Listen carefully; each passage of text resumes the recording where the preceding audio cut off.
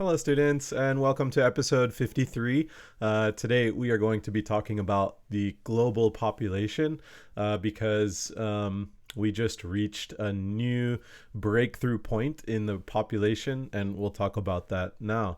I hope you guys are enjoying your winter. It's getting very cold, so I hope everyone is staying warm, staying safe and healthy during these really cold times. For me personally, I enjoy winter because I like wearing jackets and pants, and I think I enjoy the fashion of winter clothes. And at nighttime, for me, it's easier to sleep with a lot of warm blankets on my body rather than in summertime when it's really, really hot. It's so difficult to cool down and fall asleep. So yeah, I enjoy winter time. However, in summer, I like going out with my daughter, going to the park, and it's difficult to do that during the cold days in winter. So I'm looking forward to the weather getting a little warmer soon, and we can enjoy going back to the park together.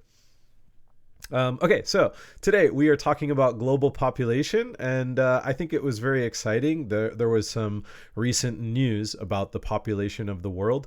We're going to get into that now and talk about some of the cool things and some of the issues that are happening because of the global population. Let's begin. So something very exciting happened just 2 months ago on November 15th, 2022. The global population just passed 8 billion humans. The United Nations has reported on this a few days before it happened, and a member of the United Nations has said, this is an occasion to celebrate our diversity, recognize our common humanity, and marvel at advancements in health. The growing population in the world means a lot of changes for society and for the Earth as well. Some global issues are blamed on the growing population, but many scientists and researchers say that population growth will be an important part in solving some of those problems. So, let's look at the reason why population growth is occurring in the world, what this means for some of the most serious global issues, and what are the predictions for the future population growth.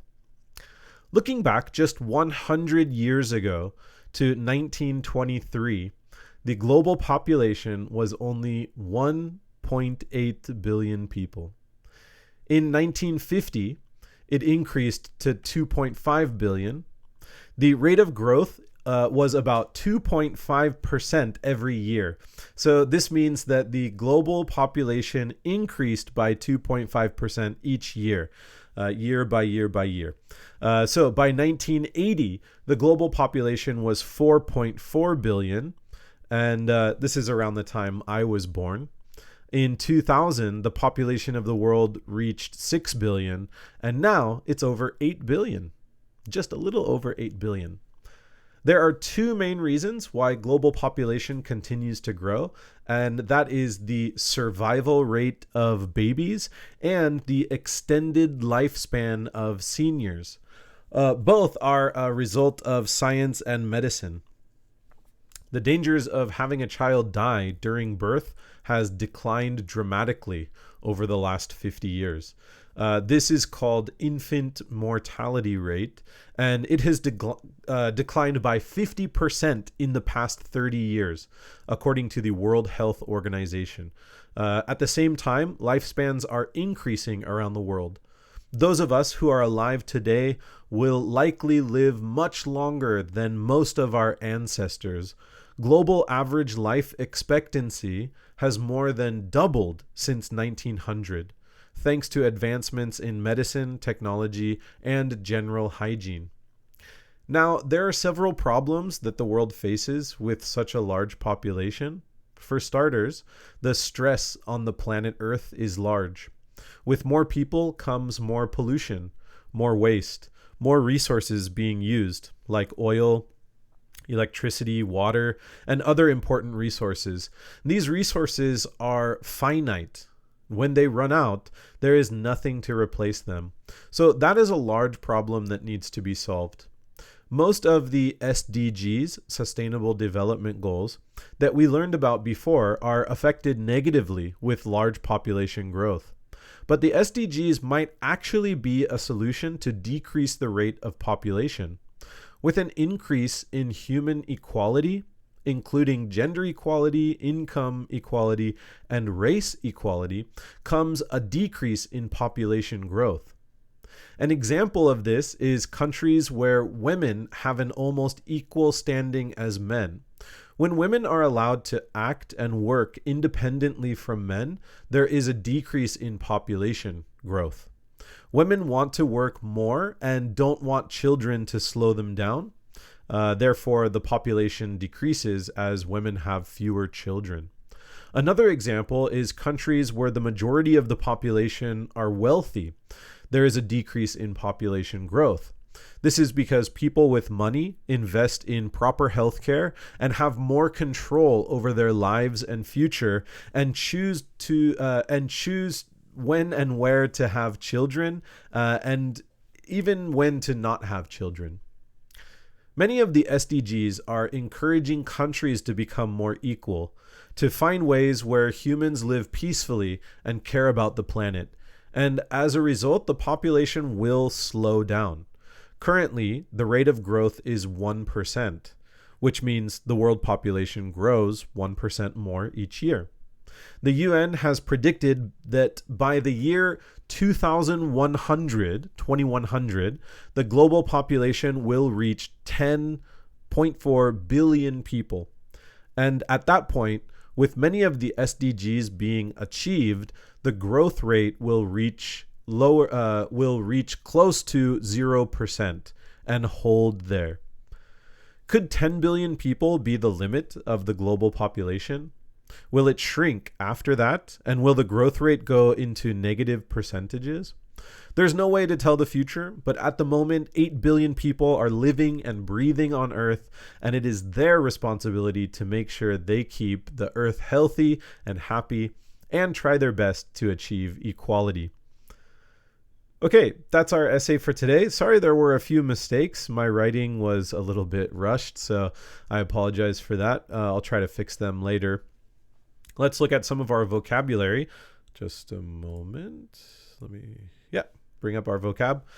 So we have 5 words here, and let's go one by one. The first word is marvel, to be filled with wonder and astonishment. Wonder or astonishment. So in the article, it says that we recognize our common humanity and marvel at advancements in health.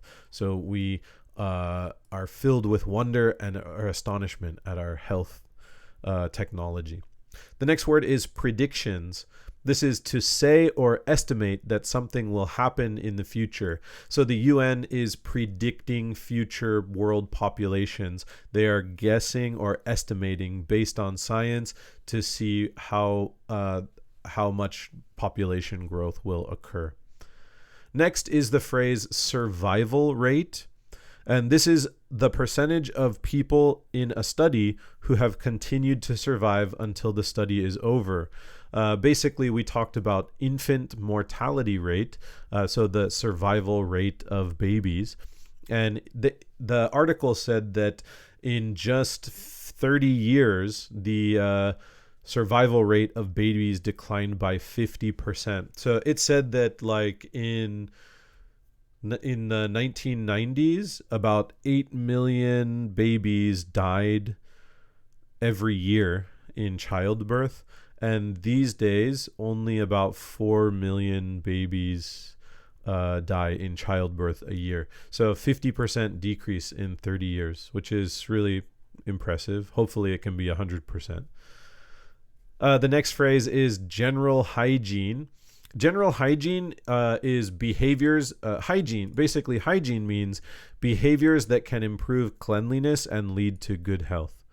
And this is one of the factors for the increasing population. It's just that countries, especially hospitals and doctors, are cleaning themselves better before helping patients. People are washing their hands more. They're not getting each other sick or carrying diseases as much as before. And the final word is finite.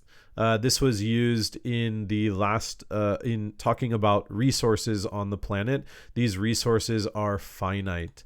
And finite means limited in size or extent. So talking about oil, there is a limited amount of oil. It can't be created. So once the oil runs out, there's no more oil, which is a problem that lots of people are worried about. Okay, let's move on to our discussion questions. So discussion question number 1 says that, have you noticed the population growing on Earth since you were born? So have you noticed a population increase? And what are some things you noticed about the population during your lifetime? Number 2, what do you think are some of the benefits of more people in the world? And question 3 says, what do you think are some of the drawbacks of more people in the world? So let's talk about the benefits and drawbacks, maybe things that are not mentioned in the article. We can think of some new ideas. Number 4, what are some of your predictions for the future of Earth? You can talk about your predictions of the future of Japan only, or you can talk about the human race, global population, and so on. What are some of your predictions? All right, guys. Well, it was nice talking to you again. And I was interested in this story, so I just wanted to share it with you. You can go on the UN's website. They have a lot more information on global population, some of the issues involved, and some of the benefits to the human race based on a increasing global population. It's really interesting stuff. And thank you for watching my video again, and I hope to hear from you soon. Please answer the discussion questions and let's have some interesting conversations. Okay, bye guys. See you.